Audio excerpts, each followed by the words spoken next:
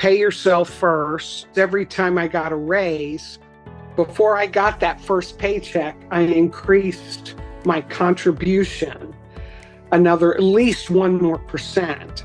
Over time, then you're at the max, and it's that much more you're saving. So. Hello there, and welcome to another episode of the WWW Podcast. My name is Wes Caprill, and in this episode, I have a very special guest on the show.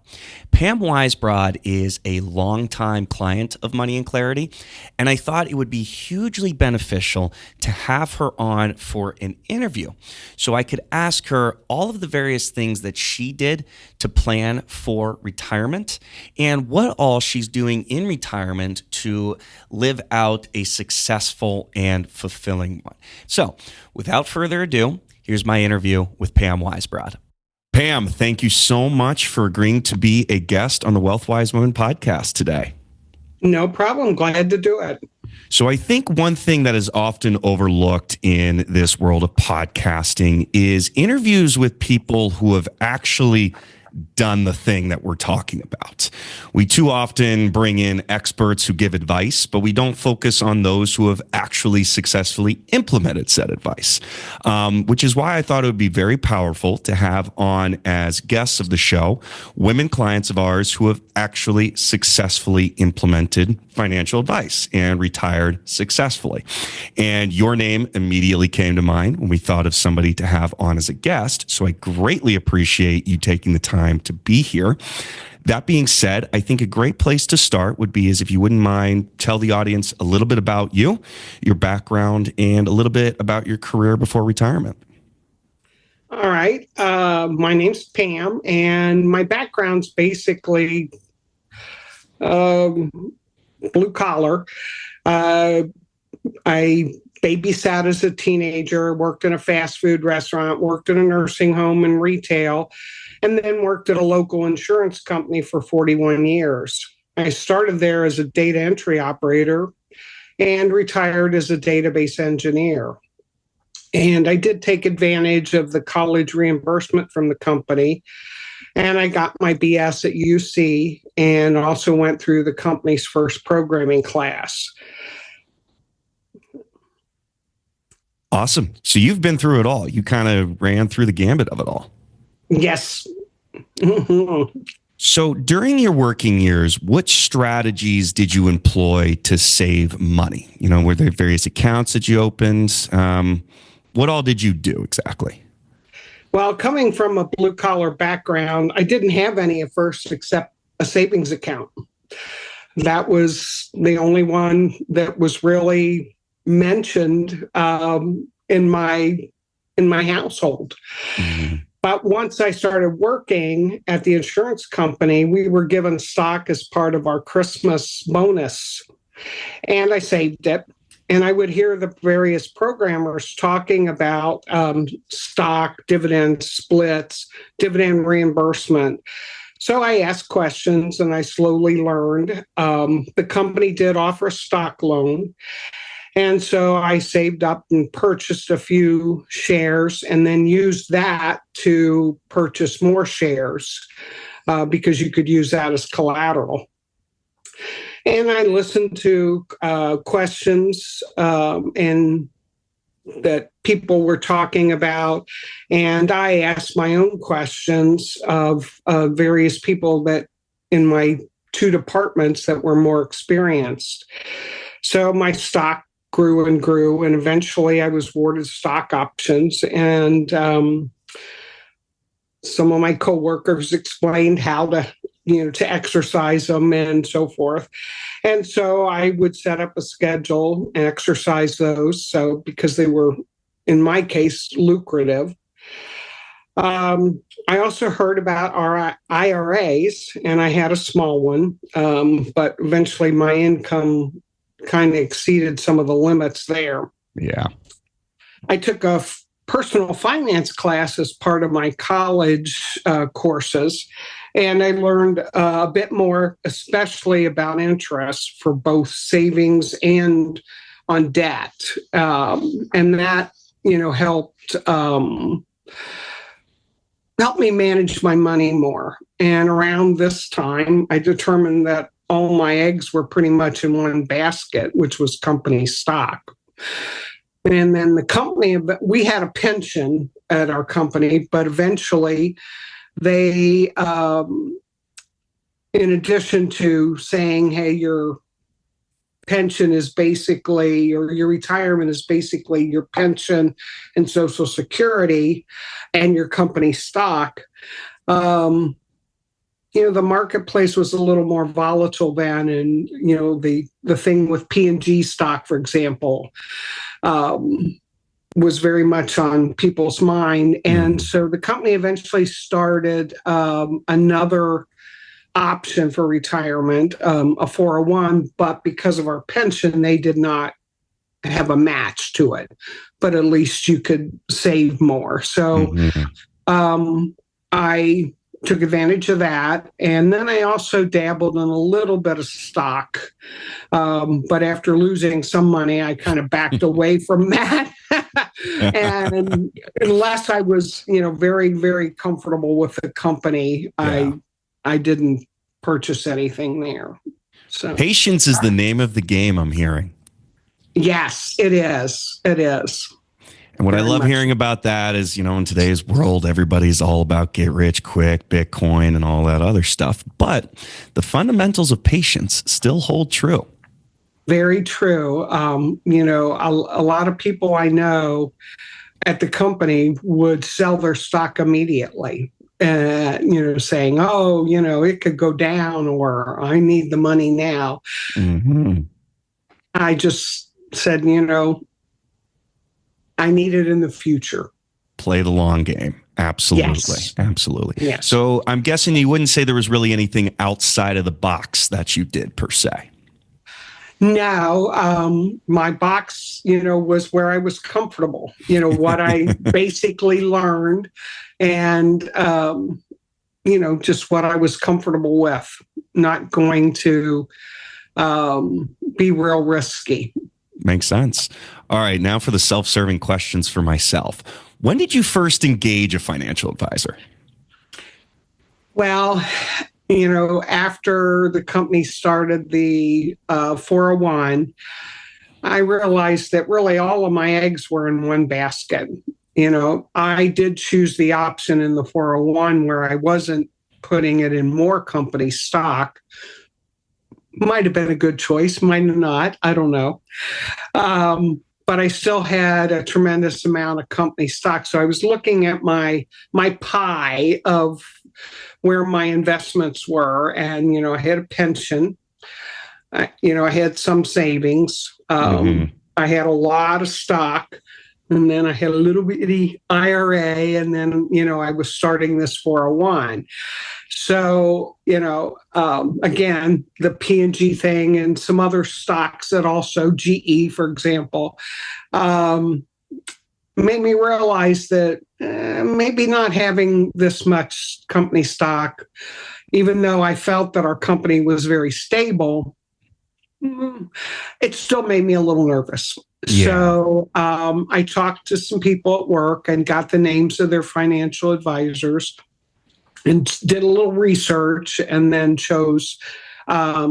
went and visited Dan, and I ultimately chose Matson and Comprell. So, because that's the name at the time. Yes. And that's where I started. So, wanting to. Very honored that you picked us. I'm glad I did. This episode of the Wealth-Wise Women podcast is brought to you by Money and Clarity. Wall Street likes to make personal finance and investing complicated, but we're here to tell you that it isn't. But saving and investing for your future can bring with it stress, emotions, and uncertainty, as well as many questions like, how much do I need to have saved for retirement? What happens if the market declines? And probably the most important question of all, will I be okay? That's where we come in. Not only can we help simplify the financial planning process, we can also help guide you through all the emotions and uncertainty that come with planning for your future. So, give us a call today at 513-563-7526 or go to visitwithmc.com to to schedule a free, no obligation consultation. We'll discuss how we might be able to help you achieve your financial goals and provide you peace of mind knowing that you will be okay. Another self-serving question. What ways have we been most helpful for you? Maybe not us specifically, but how has an advisor been most helpful for you? Well, a couple of things. One, helping me look at the whole picture, looking at where everything was coming from, looking like at the pie, so to speak, what percentage of pieces were each thing in my grand picture. Mm-hmm. So that helped me realize that what I was thinking, that the company stock was pretty much the majority of my basket. It was also helpful to realize that if I did sell company stock, what would I do with it? What would I do with the proceeds? How much should I sell? What's the tax implications? Yeah, tax planning is a big one with that. Yeah. And then, how much money I had, how long would it serve me in the future? Did I have enough when could I retire? What would my quality of life be, when I retired? And another area was eventually, not right at first because I didn't have many there yet, but eventually it was, if I wanted money, where should I take it from? Which piece of the pie was the best to do that? And then, of course, I had that small IRA, and so the other suggestion that was made was to convert that to a Roth IRA since it was smaller. So, and then I did create also a Roth IRA. So those are all things, I sold the stock or some stock and invested that with Matson and Caprell. And so that did help me understand that my pie wasn't so heavily stock oriented. De-risk you a little bit. Yeah. Bring your risk exposure down. Yes. Yeah. Yeah. So you've worked with Dad, obviously. So I think this is more of a question of, did Dad do his job properly? But it's also, I think, good for other people when they're trying to think about hiring an advisor. What are some things that they need to look for? So the question being, is there anything looking back that you wish we had done differently, or I guess Dad had done differently? I'm going to blame him. I think the big thing is I have a lot of taxable income now in retirement, and maybe, getting a better picture of maybe having some of that either at the time I was contributing to more, tax-free kind of investment. But, I don't know. Yeah, I mean, hindsight's always 20/20, so you don't necessarily know at the time. And I think that's something that we have actually done a bit more, is that tax planning type of work. But that is very good to know. I appreciate you sharing that. All right, for you, financial regrets. Do you have any? I would say I probably wish I had started a little earlier with diversification. Mm-hmm.